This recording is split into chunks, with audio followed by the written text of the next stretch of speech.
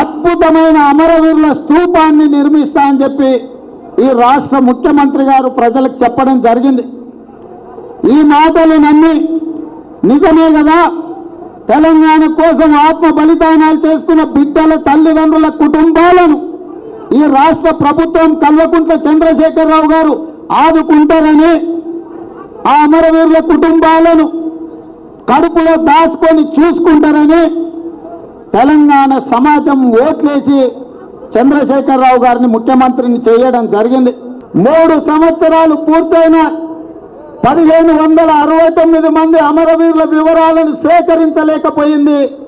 కేవలం 500 మందిని మాత్రమే అమరవీరులను గుర్తించి ఆ కుటుంబాలకు 10 లక్షల రూపాయలు నష్టపరిహారం ఇచ్చి చేతులు దులుపుకున్నది తప్ప ఎవరికి కూడా ఉద్యోగాలు ఇవ్వలే, ఏ కుటుంబానికి డబుల్ బెడ్రూమ్ ఇల్లు ఇవ్వలే, ఏ కుటుంబానికి 5 ఎకరాల భూమి ఇవ్వలే. అంటే వచ్చిన తెలంగాణ రాష్ట్రంలో ఎవరి త్యాగాల వల్ల తెలంగాణ రాష్ట్రం వచ్చిందో, ఇవాళ 3 సంవత్సరాల కేసీఆర్ పాలనలో ఆ కుటుంబాలకు కూడా న్యాయం జరగలేదంటే ఈ సందర్భంగా మనము ఖండించవలసిన అవసరం ఉన్నది. ఆ కుటుంబాలను ఆదుకోవాలని చెప్పి ఈ ప్రభుత్వాన్ని డిమాండ్ చేయవలసిన బాధ్యత ప్రతి ఒక్క తెలుగుదేశం పార్టీ కార్యకర్త మీద ఉన్నది.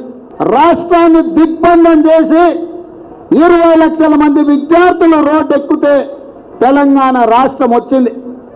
మరి ఈ విద్యార్థుల కోసం ఎన్నికల సందర్భంగా ముఖ్యమంత్రి గారు కేజీ నుంచి పీజీ వరకు ఉచిత నిర్బంధ విద్యను అందిస్తా అని చెప్పడం జరిగింది. మరి 3 సంవత్సరాలలో ఏ పేద విద్యార్థులకు కూడా కేజీ నుంచి పీజీ వరకు ఉచిత విద్య నిర్బంధ విద్యను అందించకపోను 10 యూనివర్సిటీలలో 3000 ఉద్యోగాలు టీచింగ్ స్టాఫ్ ఉద్యోగాలుంటే 2000 ఖాళీలుంటే ఈ రోజు వరకు ఆ ఖాళీలను భర్తీ చేయకుండా త్యాగాలు చేసిన విద్యార్థులకు చదువులు చెప్పే పంతులు లేకుండా తెలంగాణలో ఉండే యూనివర్సిటీలు ఇవాళ వెలవెలబోతున్నాయి. ఈనాడు ఇప్పటి వరకు ఆంధ్రప్రదేశ్లో 2 డిఎస్సీల ద్వారా టీచర్ల నియామకాలు జరిగితే తెలంగాణ నిరుద్యోగ యువత ఎదురు చూస్తుంటే టెట్ పరీక్ష పెట్టడు, డిఎస్సి నోటిఫికేషన్ ఇవ్వడు. ఈరోజు ఈ రకమైన పరిస్థితులు తెలంగాణ రాష్ట్రంలో ఉన్నాయంటే విద్యను పేదవాళ్లకు ఎలా దూరం చేసిండో ఒక్కసారి ఆలోచన చేయాల్సిన అవసరం తెలంగాణ మేధావుల మీద, తెలంగాణ సమాజం మీద, తెలంగాణలో పౌర హక్కుల కోసం పోరాటం చేస్తున్న ప్రతి ఒక్క వ్యక్తి మీద, ప్రజా సమస్యలను లేవనెత్తే పాత్రికేయుల మీద, ప్రసార సాధనల మీద ఈరోజు ఉన్నదని నేను ఈ సందర్భంగా తెలియజేస్తున్నా. ఒక శ్రీకాంతాచారి, ఒక యాదయ్య, ఒక కానిస్టేబుల్కి ఇస్తాయా, ఒక ఈశాన్ రెడ్డి, ఒక వేణుగోపాల్ రెడ్డి, ఒక యాదిరెడ్డి, ఒక కవిత సోదరిమణి తెలంగాణ కోసం తమ ప్రాణ త్యాగాలు చేసి తెలంగాణ రాష్ట్రాన్ని సాధించుకున్నారు. మరి ఇలా తెలంగాణ రాష్ట్రం వచ్చిన తర్వాత నిజాం షుగర్ ఫ్యాక్టరీని ఉమ్మడి పాలనలో అమ్ముకున్నారు. సిర్పూర్ కాగజ్ నగర్ పేపర్ను ముందుకు నడిపిస్తాం, రేయాన్స్ ఫ్యాక్టరీని తెరిపిస్తామని చెప్పిండు. ఈనాడు ఉమ్మడి రాష్ట్రంలో కూడా నిజాం షుగర్ ఫ్యాక్టరీ మూతపడలే, సిర్పూర్ కాగజ్ నగర్ పేపర్ మిల్లు మూతపడలే, రేయాన్స్ ఫ్యాక్టరీ మూతపడలే. కానీ తెలంగాణ వచ్చిన తర్వాత నిజాం షుగర్ ఫ్యాక్టరీ మూతపడ్డది, సిర్పూర్ కాగజ్ నగర్ మిల్లు మూతపడ్డది, రేయాన్స్ ఫ్యాక్టరీ తెరుచుకోలేదు. వేల మంది కుటుంబాలు ఇవాళ ఫ్యాక్టరీలలో కార్మికులుగా చేస్తున్న వాళ్ళు బజార్న పడి 100 మంది ఆత్మహత్యలు చేసుకుంటే ఏ ఒక్క ఫ్యాక్టరీని కూడా తెరిపించే ప్రయత్నం ఈ రాష్ట్ర ప్రభుత్వం చేయలే. ఇవాళ నీ గురించి నువ్వు గొప్పగా చెప్పుకుంటావు కదా, ఆకాశాన్ని భూమి మీదకి తెచ్చినా, భూమిని ఆకాశం మీదకి తీసుకెళ్లినా, రాష్ట్ర కేంద్ర ప్రభుత్వాలు మెడలు వంచినా ధనిక రాష్ట్రానికి ముఖ్యమంత్రి అయినా అని చెప్తున్నా నువ్వు ఆ నిజాం షుగర్ ఫ్యాక్టరీని నడపలేవా? ఒక నిజాం షుగర్ ఫ్యాక్టరీ నడపలేని నువ్వు ఈ రాష్ట్రాన్ని ముఖ్యమంత్రిగా పాలించడానికి నీకు అర్హత ఉందా అని చెప్పి నేను ఈ సందర్భంగా అడుగుతున్నా. నిజాం షుగర్ ఫ్యాక్టరీని చక్కెర రైతులను ఆదుకోలేని అసమర్థ ముఖ్యమంత్రి ఈ రాష్ట్రానికి ఉన్నాడంటే, ఫ్యాక్టరీని నిర్వహించలేనోడు ఈ రాష్ట్రానికి ముఖ్యమంత్రిగా ఉండే అర్హత ఉందా? ఒక్కసారి తెలంగాణ సమాజం ఆలోచన చెయ్యాలని చెప్పి నేను ఈ వేదిక మీద నుంచి విజ్ఞప్తి చేస్తున్నా.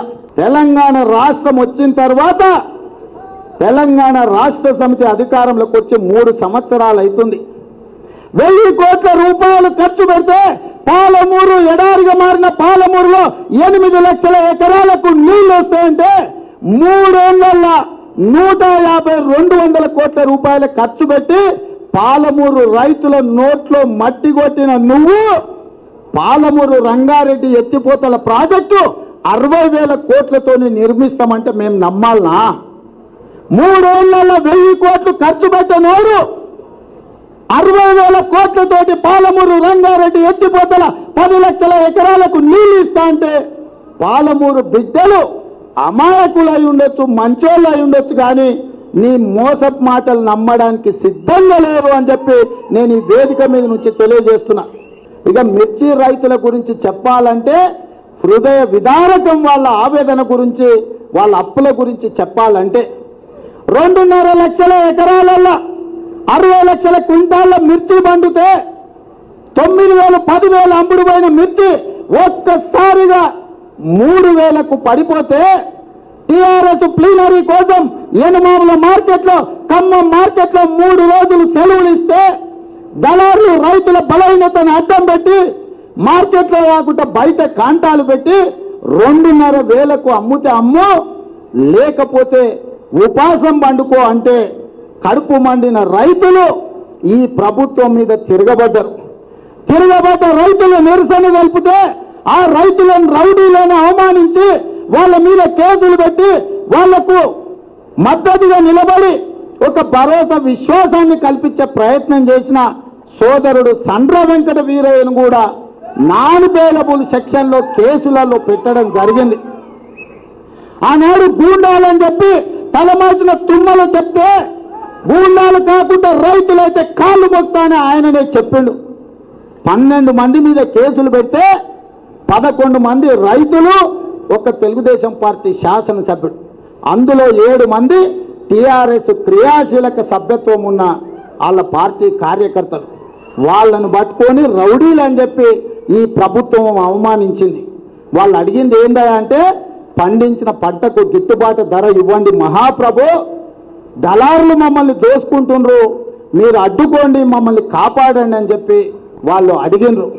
వాళ్ళు అడిగిన పాపానికి వాళ్ళ మీద కేసులు పెట్టి, కేసులు పెట్టడమే కాదు చేతులకు బేడీలేసి బజార్లో నడిపించి ఆ కుటుంబాలను ఆత్మహత్యలకు ఉసుగొల్పే విధంగా, అవమానించే విధంగా ఇవాళ కుటుంబాలను బజార్లో తలెత్తుకోకుండా రౌడీల పేరు మీద నిందించి బేడీలు వేసి బజార్లో నడిపించిన దిక్కుమాలిన ప్రభుత్వం ఈరోజు ఈ రాష్ట్రంలో కొనసాగుతున్నది. నేను అడుగుతున్న ఈ రాష్ట్ర ముఖ్యమంత్రిని, 2.5 లక్షల ఎకరాలలో పండించిన పంట 60 లక్షల క్వింటాల మిర్చిని గిట్టుబాటు ధర ఇచ్చి కొనని ఈ ముఖ్యమంత్రి 1 కోటి ఎకరాల పంట పండిస్తే కొనేదెవరు, పెట్టేది ఎక్కడా అని అడుగుతున్నా నేను రాష్ట్ర ముఖ్యమంత్రిని.